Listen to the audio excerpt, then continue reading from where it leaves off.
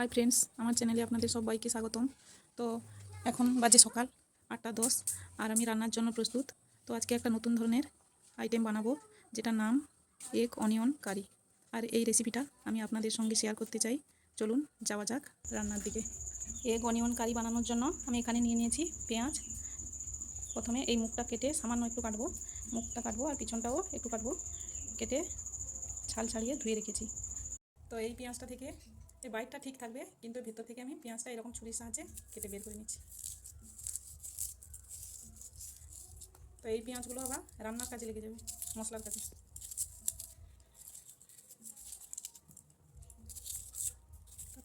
আর এখানে নিয়ে নিয়েছি লঙ্কা গুঁড়ো, হলুদ গুঁড়ো, জিরে ভেজে গুঁড়ো করা আছে। এখানে নিয়ে নিয়েছি টমেটো, এখানে আদা, রসুন, তেজপাতা, সামান্য চিনি, আর এখানে নিয়ে নিয়েছি টক দই, আর এই যে দুটো ডিম, আর গরম মশলার গুঁড়ো আর লবণ। তো চলুন যাওয়া যাক রান্নার দিকে। ততক্ষণে আমি এই যে মশলাটার মধ্যে রসুন আর আদাটা পেস্ট করে নেব। আর যেহেতু পেঁয়াজের ভিতর থেকে শাঁস বের করে নিয়েছি, তো ওই পেঁয়াজের শাঁসটাই দিয়ে আজকে রান্না করে নেব। তো এখন আমি ডিমটা ফেটিয়ে নেব।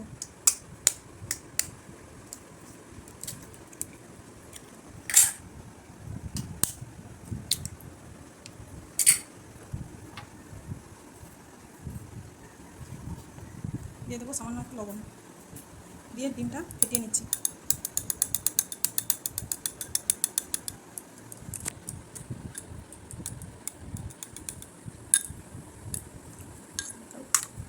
পরে আমি এই পেঁয়াজগুলোতে ডিমটা দিয়ে দেবো।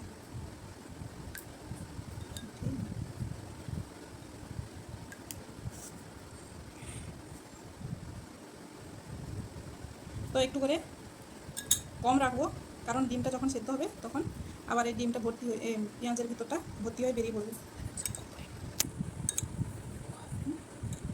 তো এইভাবে আমি পেঁয়াজগুলোতে ডিম ঢেলে নিয়েছি, একটু কম রেখে। এই যে দেখুন, একটু কম রেখেছি, কারণ এটা যখন সিদ্ধ হবে তখন এর পেঁয়াজটা ভর্তি হয়ে যাবে, ভর্তি হয়ে বাইরে বেরিয়ে পড়বে।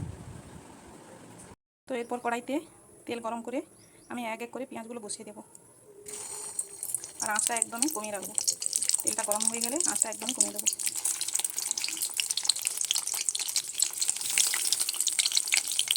এভাবে সবগুলো পেঁয়াজ আমি দিয়ে দিয়েছি। এরপরে আমি একটা ঢাকনা দিয়ে দিচ্ছি। তো এখন ঢাকনাটা খুলে দেখি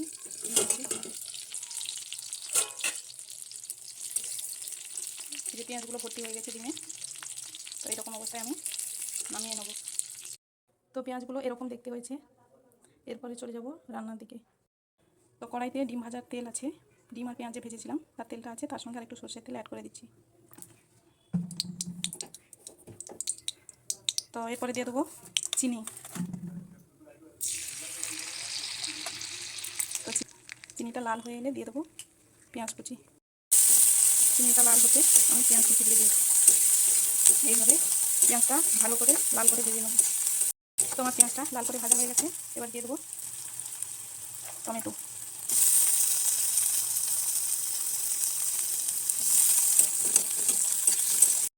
এরপরে দিয়ে দেবো লঙ্কার গুঁড়ো।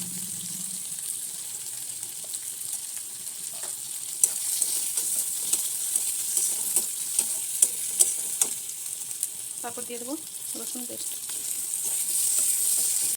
এরপরে দিয়ে দেবো তেজপাতা, আদা বাটা দিয়ে কিছুক্ষণ কষতে থাকবে। এরপরে দিয়ে দিচ্ছি হলুদ গুঁড়ো।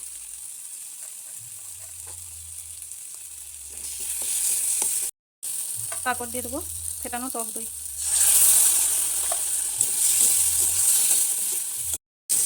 তো আমার মশলাটা কষানো হয়ে গেছে, এবার জল দিয়ে দেবো।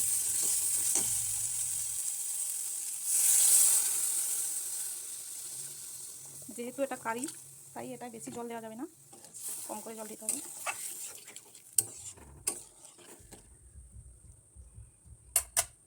এবারে দিয়ে দেবো সামান্য লবণ। তো ঝোলটা ফুটে এলে দিয়ে দেবো সামান্য একটু চিনি, আর এরপরে দিয়ে দেবো পেঁয়াজগুলো। তো গ্যাসের স্পিডটা একটু কমিয়ে দিয়েছি। এরপরে দিয়ে দেবো পেঁয়াজ।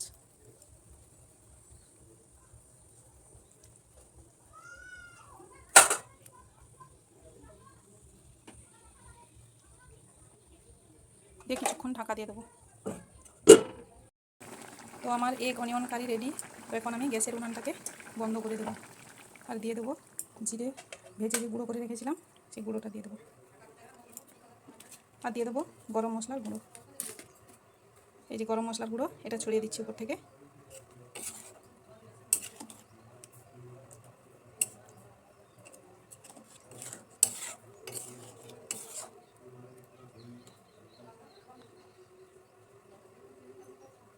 তো আমার রান্নাটা রেডি। তো এইভাবে রেডি হয়ে গেল আমার এগ অনিয়ন কারি।